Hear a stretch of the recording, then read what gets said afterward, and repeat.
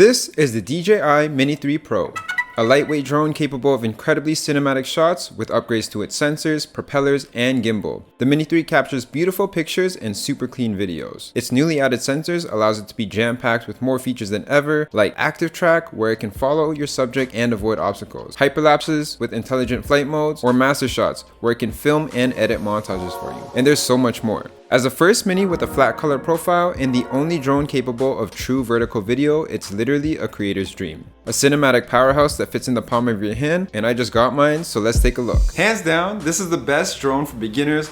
It's super easy to learn, it's a lot of fun to fly, and there's so many features that the limit is literally just your imagination. One of the main reasons the Mini 3 Pro is so great is that it's 249 grams, which puts it just under where the regulations and drone laws really come into place. Obviously, always do your own due diligence before you go fly out in whatever area you're going, but for the most part, what that means is that you can fly this drone wherever you want to go. As a beginner, I didn't realize how much anxiety I'd have trying to fly this thing in public. Having a small drone gives you that kind of peace of mind, knowing that you're not breaking rules. The Mini 3 Pro is an upgrade from the old one, which is the Mini 2, but obviously, biggest upgrade is probably the sensor. It's literally bigger. It's a 1/1.3 inch sensor with a 1.7 aperture. Basically, all that means is that you're getting better quality images, that you're getting more dynamic range, you're getting more data in the images that you're capturing, which means that you get more creative control when you're creating your content. I'll cover this review by going over the drones like hardware, software, then the remotes and pricing at the end, and I'll have timelines so you can jump to whatever parts you want to look at. That being said, let's take at the Mini 3's camera. So the drone's capable of filming at 4K 60 frames per second as well as 1080 120 frames per second, which means that you can get some really cool slow motion looking shots. You're also getting 48 megapixel pictures and a boatload of software features, but we'll get into that later on in the video. Taking a look at the camera, you'll know that it's got a funky little layout, and that's because it's allowed to tilt upwards 60 degrees and also all the way straight down. DJI is known for their stabilization and gimbals and whatnot, so obviously this drone is no exception. Even though it's so light and you can literally see this drone like swaying in the wind, the footage always comes out super stable and crispy. And now they have a flat color profile, which makes editing and creating things a lot easier.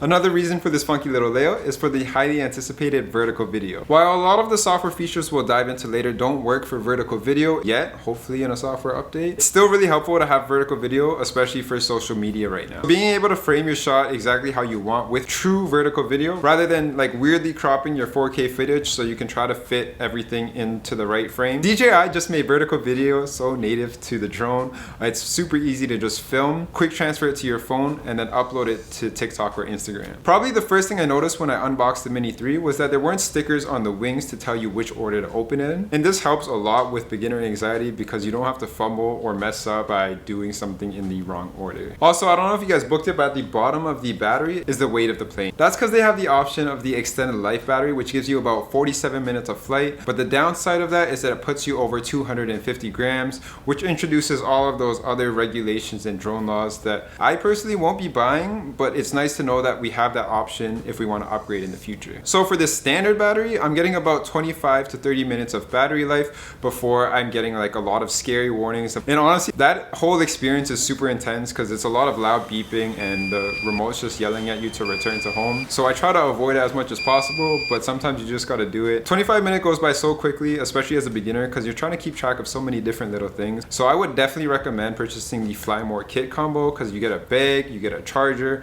you get 2 extra batteries. That extra flight time is so key, especially when you're learning and trying to figure out what shots you're trying to get, trying to perfect like rotating shots. But the kit is a little pricey. So like personally, I didn't purchase it. I'm treating my battery kind of like film, so you really have to plan your shots out before you go out and film. But I'm hoping that this drone has an ROI and I can invest into that Fly More kit combo later on in the future. So if you're like me and can't take the hit to purchase the Fly More kit combo, I highly recommend finding like a small old bag that you have, or just go thrifting at Value Village and purchasing a 30-watt charger. Obviously, it would be best to purchase it from them directly, but for the same price, you can actually get a car charger and an outlet charger on Amazon. So that's what I ended up doing. Having the car charger is super clutch, especially if you're traveling between shots, so you can give your drone a boost before you go out and film. Then just above the battery is where you'll charge the drone. So you got USB-C over here, and then you got the micro SD card slot, which supports up to 512 gigabytes. The drone actually has internal storage of 1.2 gigabytes, but that's actually probably just for software updates and maybe like a quick video. Then the last hardware upgrade is the one that I'm the most excited for, which are these sensors. The Mini 3 has tri-directional obstacle avoidance sensors, just basically mean that it can sense things from the front, the bottom, and the back. Obviously, you're still missing sideways sensors, but the remote will still warn you before you do one of the riskier features. The one I've been the most excited for is focus track, which basically lets you film while keeping a subject in focus. Because the Mini 3 has sensors and cameras, it allows you to do subject scanning, which can actually pre-select subjects for you. You just have to toggle that in the settings. But I found that I have to do that every single time I turn the drone on, so I found it a lot easier just to select my subject manually. And you do that by just drawing a green square around whatever subject you want to focus on. This only works for people in cars right now, but honestly, that's really cool already. Once you have your subject selected, you'll get prompted with 3 different options. By default, you have spotlight selected, which this allows you to fly around your subject and film them while keeping them wherever you had them in the frame. Then there's active track, which I think is super cool, and the drone just basically follows wherever your subject is going. This is super useful, especially when you're filming by yourself, because you don't have to control the remote the entire time. It mainly works as a leash where it'll follow you from behind, but if you do want to get that lead kind of shot, you just have to walk in a straight line and the drone will fly away from you. There's also a parallel option where it can fly sideways, but this is one of those riskier moves because it doesn't have those sensors, so you just have to make sure you're in an open area. Lastly, they have circle, which basically just circles around the subject that you selected. I feel like this is the same as the old Quickshots in Mini 2, but now that they have sensors, it's better programmed to follow you while you move. Speaking of which, I think you got a lot of the same old Quickshots that you got from the Mini 2. These are super key to use because they help make for quick and easy cinematic looking shots. You got Droney, Helix, and you got a new one called Asteroid, and I'll try to show you some of the examples here. Something new that they've added is actually Mastershots. Basically, the drone films a sequence for you and then edits it based off of whatever template you choose. I guess this makes for easy uploading if you want to share it on social media or whatnot, but I actually think it'll be pretty useful if you're low on battery and need to make sure that you get enough shots. This will go through all of the basic shots that most people get. Another really cool feature are hyperlapses. Time lapses always look super cool, but with a drone, you can actually set it on a specific course, and that removes a lot of human error and gets you a really cool looking shot. And then obviously you'll still have all of those basic features like pictures, videos, panoramas, which can all probably have a video on their own. But as an overview, they all support automatic settings as well as pro settings where you can change everything just like as you would with a camera. But something to note is that I think when you switch between features, it doesn't really carry over, so you have to remember what settings that you'd like to change or what settings you've had previously when you use that function last. I think that covers most of the software features that are on the Mini 3, but if there's something else that you are curious about or want me to dive more into,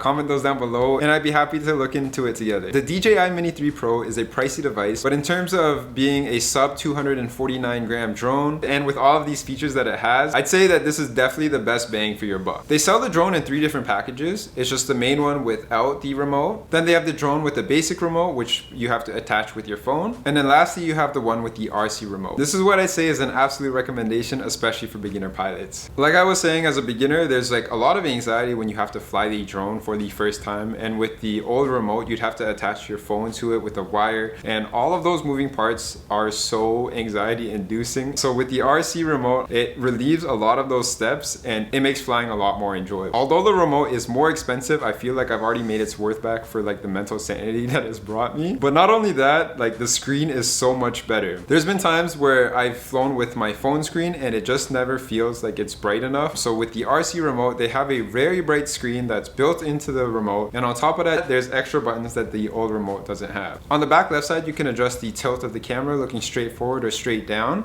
And on the right side, you have a dedicated vertical video button so you can switch between the two. You also have 2 scroll wheels. On the left side, you can adjust tilt of the camera, and on the right side, adjust the digital zoom. They also have dedicated video and camera buttons, so it makes switching between the settings super easy. And then the same thing as the old remote, you have the joysticks where it's the reverse of Call of Duty. You have the speed control between C and S. C stands for Cine, N for normal, and then S for sport. As a beginner, I highly recommend staying on Cine because when you're filming, it always looks better when you're slow and steady. And then this is an important button to know because if you're ever in a situation where you're unsure what the drone is doing, like it looks like it's gonna crash or you're just freaking out, this will always stop the drone. It's super key to press. It'll help prevent a lot of accidents. And then if you just want it to come home, you just hold it and it will auto return to home. Overall, this drone has been so much fun to learn how to fly. It's like sparked my interest in videography again, so I'm so excited to start creating. So while it is a pricier device, I do think it's a great piece of equipment to invest in because there's so many different creative shots and opportunities. I feel like you can definitely get your money's worth. I can't recommend this device enough. It's got me super excited. But let me know if you guys have any questions in the comments down below or if you want me to dive into another feature. Thanks so much for watching the video. Don't forget to subscribe and I'll catch you guys in the next one. Here's some drone footage. Bye.